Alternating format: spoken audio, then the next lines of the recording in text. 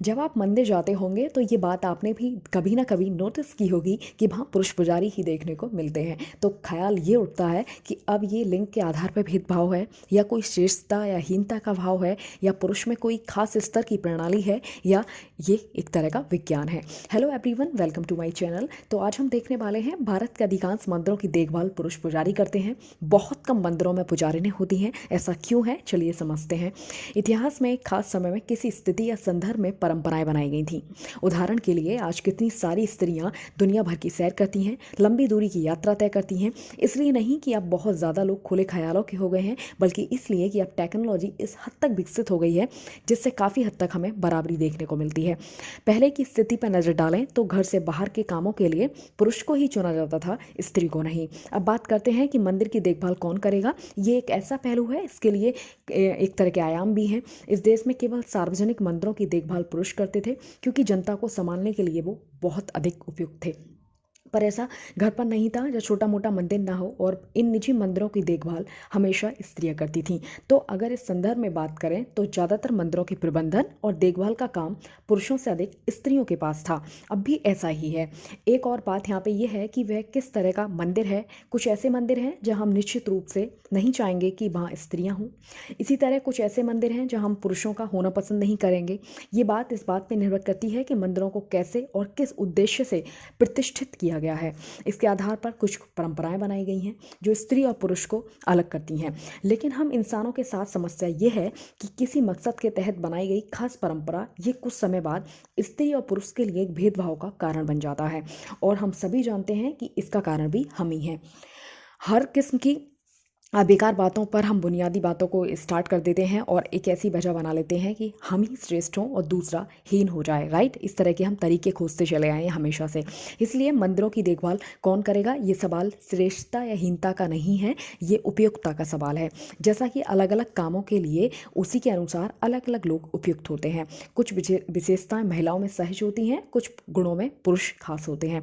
लेकिन हाँ, इसके लिए कोई निश्चित अनुपात अभी तय नहीं है, क्योंकि कुछ फीमेल्स ऐसे कामों में एक्सपर्ट होती हैं जो आमतौर पर एक पुरुष अच्छी तरह कर सकता है, और कुछ पुरुष ऐसी चीज़ों में माहिर होते हैं जो एक स्त्री अच्छे से कर सकती हैं।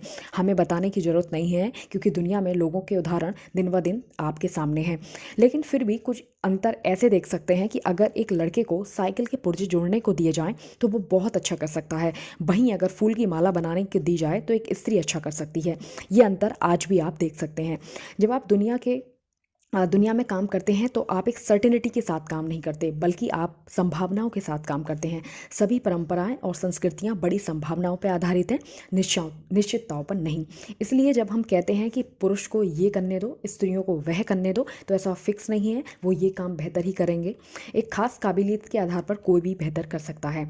बस इसे एक लाइन में कहूँ तो एक तरह का झुकाव बना रखा है, कोई फैक्ट नहीं है। लेकिन इस तरह के झुकावों ने पूरे सिस्टम में भेदभाव को जन्म दिया है। आपको एक बहुत अच्छे एग्जाम्पल से समझाती हूँ। अगर पृथ्वी अपनी धुरी पर हर समय सीधी घूमे तो साल भर एक जैसा मौसम रहेगा, है ना? कमेंट कीजिए। लेकिन इसके जरा भी झुकाव इधर उधर हो जाए तो कितनी सारी चीज़ें बदल जाती हैं। यहाँ एक महान पुरुषों का एक स्टेटमेंट ऐड करना चाहूँगी। जीवन सर्टेनिटी के साथ नहीं चलता, बल्कि फुल ऑफ पॉसिबिलिटीज से भरा हुआ है। इसे एक एग्जाम्पल से और समझते हैं कि अगर हम आम की गुठली को देखकर कहते हैं कि ये खूब मीठे फल देगा, इसे लगा देते हैं, तो ये एक संभावना है, निश्चितता नहीं है, है ना, कि ऐसा ही होगा। अब आपको ऐसे मंदिरों की तरफ लेकर चलते हैं जहां महिलाओं का जाना आज भी वर्जित है। संविधान की तरह मंदिरों में जाना सभी के लिए समान रूप से प्रवेश की इजाज़त है। लेकिन भारत में कई ऐसे मंदिर हैं जहाँ प्रवेश को लेकर जेंडर का भेदभाव आज भी मौजूद है। जैसे आज हम बात करने वाले हैं पद्मनाभ स्वामी का मंदिर, जो कि केरल में है। ये भारत देश के सबसे अमीर मंदिरों में से है। यहाँ आज भी मंदिर कक्ष में महिलाओं के प्रवेश पर बैन है। दूसरा है जैन मंदिर, जो कि मध्य प्रदेश में है। अगला है कार्तिकेय मंदिर, पुष्कर में है। यहाँ पर भी महिलाएं पूरी तरह वर्जित हैं। अब बात करने वाले हैं इसका कारण ये भी माना जाता है कि भगवान कार्तिकेय की ब्रह्मचारी रूप में पूजा की जाती है। तो अगर कोई स्त्री उन्हें इस मंदिर में चली जाती है या उन्हें देख लेती है तो उसका साप लगता है। अगली बात करने वाले हैं सबरीमाला मंदिर, जो कि केरल में है। वैसे यहाँ सुप्रीम कोर्ट ने इजाज़त दे दी है, लेकिन आज भी यहाँ कोई महिला नहीं दिखती। नेक्स्ट है माता मावली मंदिर, जो कि छत्तीसगढ़ में है। यहाँ पर भी कोई महिला देखने को नहीं मिलती। यहाँ भी 400 सालों से सिर्फ पुरुष ही दर्शन करते आ रहे हैं। नेक्स्ट एंड लास्ट बात करने जा रहे हैं बाबा अलावा बालकनाथ के मंदिर की, जो कि हिमाचल प्रदेश में है। यहाँ पे भी महिला पूरी तरह वर्जित हैं, लेकिन अब अनुमति मिल गई है।